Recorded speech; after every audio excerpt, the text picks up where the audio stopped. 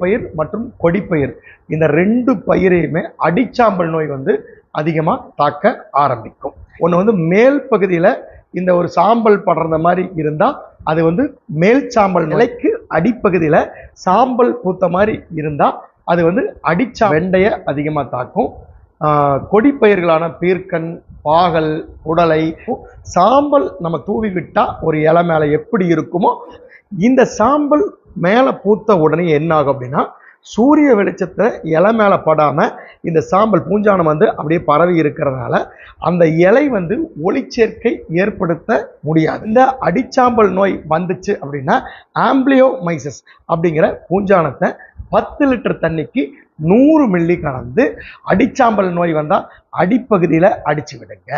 இதுவே மேல் சாம்பல் நோய்னா இதே மருந்தை மேல் பகுதியில் காலையில் 8 மணி அல்லது சாயந்தரம் 4 மணிக்கு மேலே